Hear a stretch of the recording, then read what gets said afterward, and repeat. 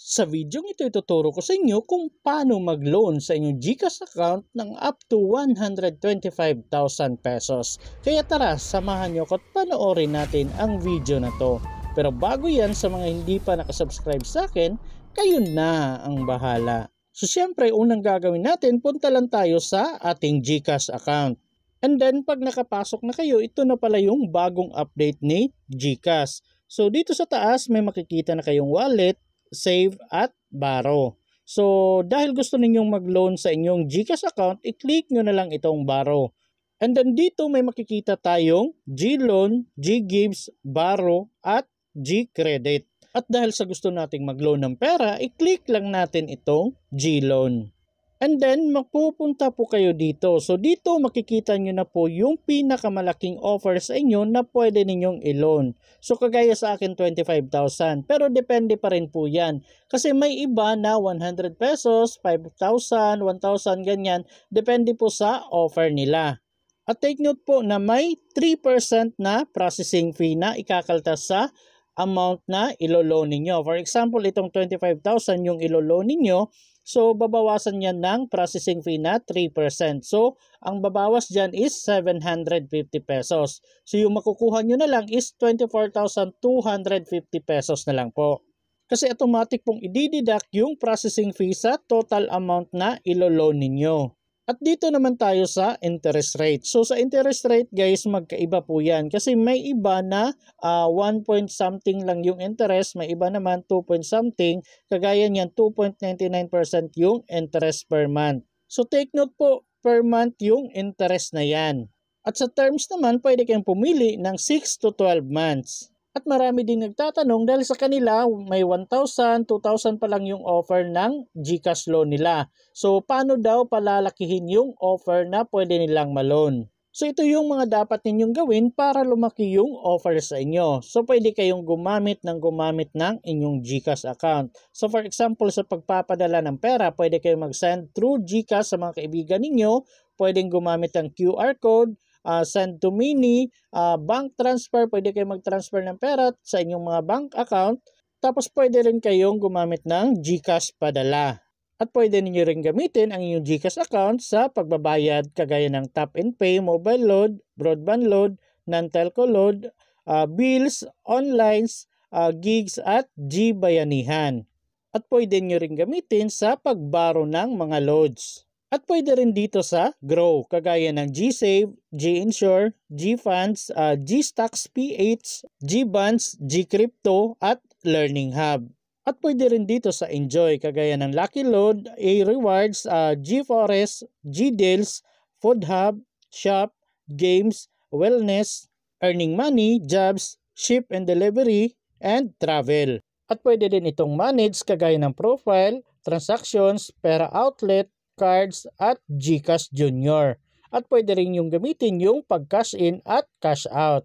So in short, every time na gagamitin ninyo inyong GCash account sa pag-transfer, sa pagbabayad ganyan, pwede pong magpapataas ng inyong credit limit. So pwede pong tumaas yung offer ninyo sa GCash loan. So kung gusto nyo pang tumaas yung offer sa inyo, gamitin nyo ng gamitin ang inyong GCash account. At kung gusto na ninyong mag-loan sa inyong GCash account, i-click nyo na lang itong Get Started. At pagkatapos mapupunta na tayo dito sa pag-enter ng amount na gusto nating i-loan. So kung nakikita niyo sa akin, 5,000 to 25,000 yung pwede kong ilagay na gusto kong i-loan dyan. So for example, 10,000 pesos yung ilo-loan ko. So ang nakalagay dito na terms is 9 months. So yung interest niya is 2.89% per month po yan. So ang monthly na babayaran ko is 1,401 peso. At itry naman natin ilagay yung 25,000. So for example, 25,000, so bali 12 months na babayaran yan. Tapos may interest yan na 2.59% per month. So yung monthly na mababayaran mo is 2,731. At tinry kong ilagay yung 5,000 pesos. So babayaran ko siya within 6 months. Tapos may interest rate siya na 2.99% per month.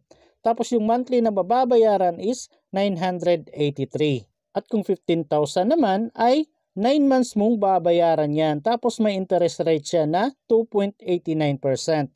Tapos yung monthly na mababayaran mo is 2,101. Kung nakikita ninyo, magkaiba po yung monthly interest rate niya. So depende po sa terms na kukunin ninyo at sa amount na kukunin ninyo. At sa mga nagtatanong kung pwede bang i-edit yung terms dyan. So based sa aking experience, hindi po pwedeng ma-edit. Kung ano lang yung terms na nandyan, yun lang po talaga yung pwede ninyong kunin. At kung nakadecide na kayo, dito naman tayo sa paglalagay ng loan purpose. So, click lang natin itong select. So dito pwede kayong pumili kung business expense, consolidation, emergency, medical, educational, travel, special occasion, general expenses, or others, or yung pay bills. So kung wala dito sa mga nabanggit, i-click nyo na lang po itong general expenses or others. At pagkatapos dito naman tayo sa baba sa summary. So makikita nyo dito yung loan amount ninyo. For example, ganyan 15,000 tapos may processing fee siya na 3%. So yung 3% ng 15,000 is 450. So yung matatanggap ninyo is 14,550 na lang kasi ibabawas yung processing fee kaagad. At kung okay na kayo dito at wala nang problema, i-click nyo na lang itong Get This Loan. At mapupunta na kayo sa pag-review ng inyong personal information. So nandito na yung full name ninyo, yung date of birth, nationality, mobile number, email address at yung home address ninyo. Tapos may nakalagay dito source of fund, personal savings, ganyan, nature of work. So yung personal information ninyo, i-review nyo na lang at kung okay naman, i-click nyo na itong next dito sa baba. And then mapupunta na tayo dito sa paglalagay ng nickname ninyo. So dito kung wala kayong nickname, pwede yung original na pangalan lang yung ilagay ninyo dito. Tapos ilagay nyo yung sex ninyo, tapos yung civil status. Tapos dito sa baba guys, ilagay nyo yung other mobile number. So dito optional lang po yan. Kung mayroon kayong ibang number, pwede nyo ilagay dito or pwede rin pong hindi. Tapos dito sa baba, pwede kayong maglagay ng landline number, optional lang din po ito. At dito naman sa own a small business, yes or no lang po to. Kung meron kayong business, i-click nyo yung yes, pero kung wala, i-click nyo yung no. At dito naman tayo sa baba sa paglalagay ng emergency contact. So pwede nyo ilagay yung mga relatives niyo dito. So ilagay nyo na lang po yung first name, middle name, at yung last name dito.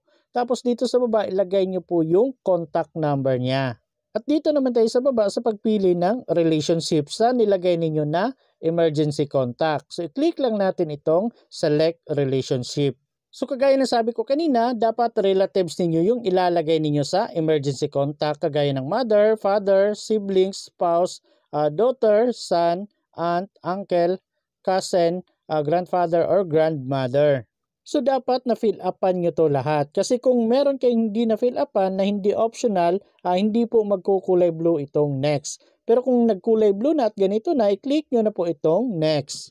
At dito i-review nyo po lahat yung mga information na nilagay ninyo. At kung okay naman at wala namang problema, i-click nyo na po itong box katabi ng I agree para ma-checkan. At pagkatapos kung nagkulay blue na itong submit, i-click nyo na lang po.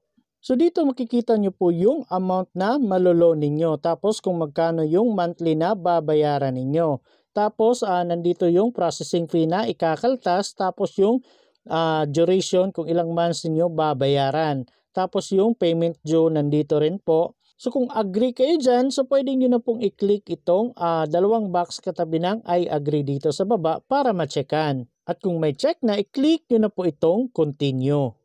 At pagkatapos makikita nyo na po dito yung amount to be received ninyo. So kagaya yan 14,500. So kung okay na kayo dyan, i-click nyo na po itong confirm dito sa baba. And then mapupunta na tayo dito sa paglalagay ng authentication code. So bali nag-send daw sila ng authentication code sa mobile number na nakaregister sa inyong GCash account. So bali ganito po yung text na marireceive ninyo. So nandito po yung authentication code. So itong code na ito po yung ilalagay ninyo dito. At kung okay na at nalagay nyo na, i-click nyo na po itong submit. At may makikita kayong ganito, congrats, your loan application is successful. So mag-antay na lang daw kayo ng within 24 to 48 hours bago maipadala yung pera. Pero sa akin wala pang isang minuto, pagtingin ko sa aking GCash account, so nandun na po yung pera. So nandito na po yung 14,550. So ganun lang po kadali guys, so wala pang isang minuto nandun na po yung pera sa GCash account ninyo. Pero minsan may iba matagal ding dumating, so mag-antay-antay lang kayo. At sa next video ko ituturo ko sa inyo kung paano bayaran yung niloan ninyo sa inyong GCash account.